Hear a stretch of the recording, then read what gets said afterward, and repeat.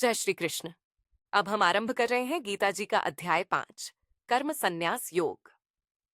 अधिकतर लोग ये समझते हैं कि शायद कर्म छोड़ देने को संन्यास कहते हैं। अर्जुन इसी गलत धारणा के अंतर्गत एक प्रश्न पूछते हैं, जिससे इस अध्याय का आरंभ होता है। इसके माध्यम से प्रभु हमें संन्यास का सही अर्थ बताएंगे और कर्मयोग संन्यास की उस अवस्था तक पहुंचने में कैसे सहायक होता है, ये भी समझाएंगे। पहले श्लोक में अर्जुन पूछते हैं, प्रभु, आपने बताया कि बढ़िया होता है संन्यास। संघ में कहा कि मैं करूं कर्मयोग का प्रयास। इनमें से जो सर्वोत्तम हो, केशव मुझको बतला दो। किसमें हित मेरा है, अब मुझको तुम समझा दो। श्लोक 2 से 6 में प्रभु उत्तर देते हैं, संन्यास और कर्मयोग दोनों ही अर्जुन दिला सकते हैं मुक्ति, पर अधिक व्यावहारिक होने से बेहतर है कर्मयोग की युक्ति। पहले अर्जुन सन्यासी शब्द का असली अर्थ पहचानो। कौन होता है नित्य सन्यासी? अर्जुन, यह मुझसे जानो, जिसका ना किसी से राग ना द्वेष है, जिसमें किसी इच्छा का ना प्रवेश है। उसका हर क्षण सन्यास ही से युक्त है। वही सन्यासी तो हर बंधन से मुक्त है। शांति उसे मिलती है जो भीतर ये गुण लाता है। उसे नहीं मिलती जो बस कपड़े ही रंगवाता है। कर्मयोग को सन्यास से अलग समझना तो नादानी है। विवेकी जनों ने इनके एक जैसे फल की बात मानी है। अगर कोई निष्ठापूर्वक इनमें से एक पथ भी निभा लेगा, तो वो सहज ही दोनों रास्तों के फल अर्जुन पा लेगा। कर्मयोग के बिना संन्यास निभाना मुश्किल और दुखदाई है, जबकि कर्मयोग तो परमात्मा को जल्दी पाने की दवाई है। श्रोताओ, इस प्रकार प्रभु सन्यासी उसे कहते हैं जिसमें राग, द्वेष और इच्छा का अभाव है। तो कर्मयोगी भी यदि इन विकारों से मुक्त हो तो सन्यासी ही तो हो गया। इसलिए प्रभु ने दोनों का समान फल बताया। अब प्रभु श्लोक 7 से 13 में ऐसे कर्मयोगी की स्थिति का वर्णन करते हैं। जिस कर्मयोगी ने मन के भावों को पावन बनाया है और जो मन इंद्रियों को धीरे धीरे वश में लाया है, जिसको सब में अपना ही रूप दिखाई दे, अपने में सबकी धड़कन साफ सुनाई दे, वो किसी कर्म में अर्जुन फिर अटकता नहीं, कर्म फलों के मोह में कभी भटकता नहीं। सब कुछ करते हुए भी उसे एहसास रहता है, मैं कुछ नहीं करता, उसे ये आभास रहता है। उसके खाने पीने सोने में कर्तापन का अभाव रहता है। इंद्रियां ही बस विषयों में बरत रही बना ये भाव रहता है।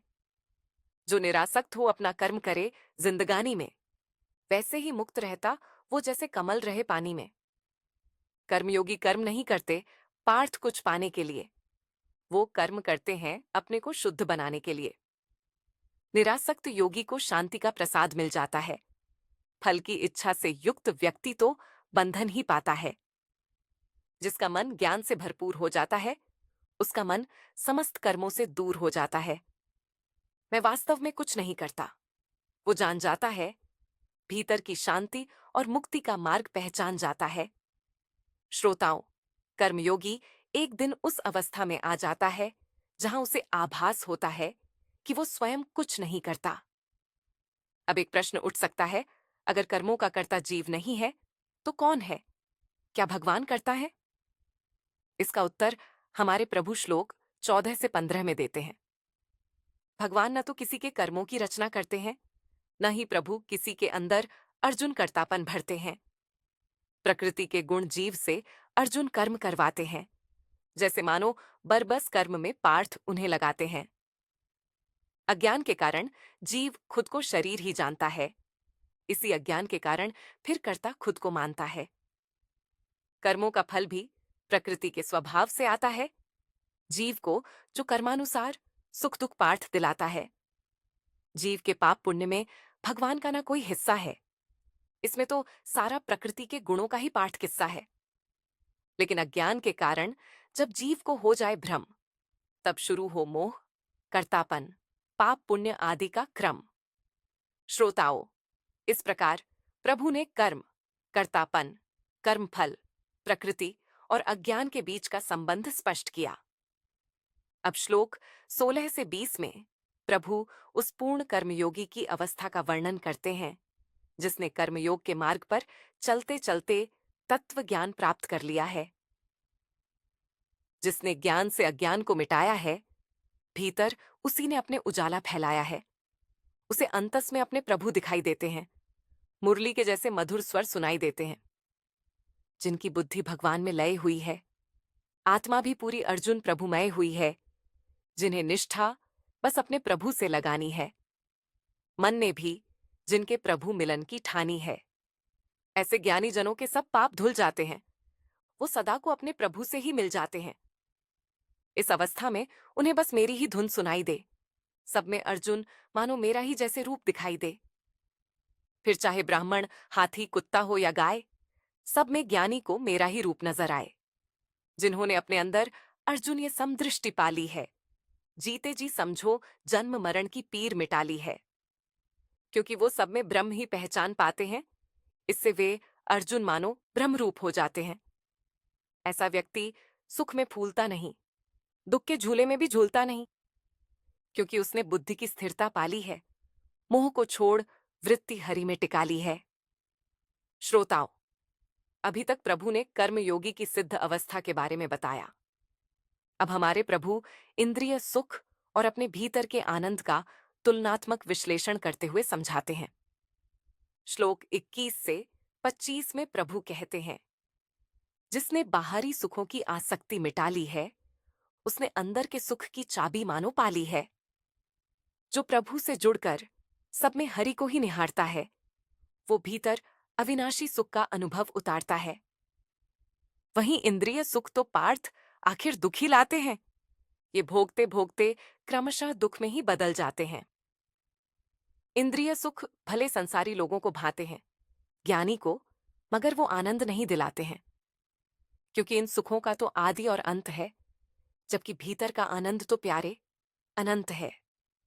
जो जीते जी काम क्रोध के वेग को रोक पाता है, वही योगी सच्चा सुख पाने के काबिल हो जाता है। जो अपने भीतर ही परम सुख पाता है, मानो भीतर ही रमण करता जाता है। जिसके अंदर भरा दिव्य उजाला है, वही समझो निर्वाण पाने वाला है। जिनके सब पाप विलीन हो गए हैं और अंतस संशय से हीन हो गए हैं, जिनके भीतर संयम के दीप जगे हैं और जो सबके हित में ही लगे हैं, वो एक दिन भगवान को पा लेते हैं और बंधन अपने सारे छुड़ा लेते हैं।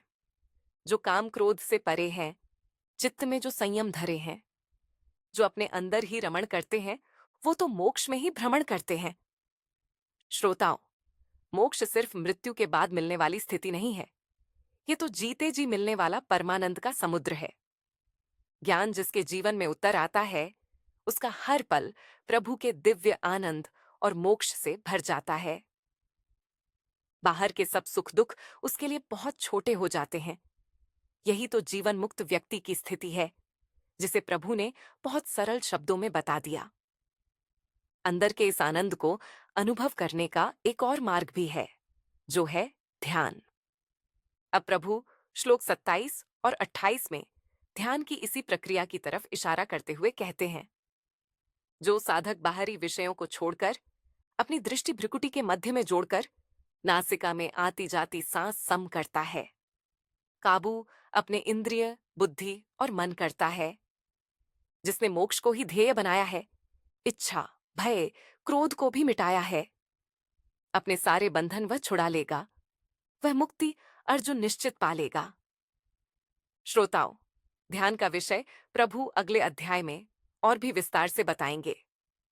अब अंतिम श्लोक यानी श्लोक 29 में प्रभु अपने से जुड़कर इस परम आनंद और शांति को पाने का एक बहुत ही मधुर और भक्तिपूर्ण रास्ता बताते हैं। जो मुझे सब यज्ञ और तप का भोक्ता जान जाता है, मुझे संसार के महेश्वर रूप में पार्थ पहचान जाता है, वो मुझे सबका हितैषी और मित्र मानता है, मुझसे अपनेपन का एक रिश्ता पहचानता है। इस अवस्था में वह परम शांति को पाता है, मुझसे अपनापन करके मेरे पास आ जाता है। श्रोताओं, कितनी सुंदर बात है।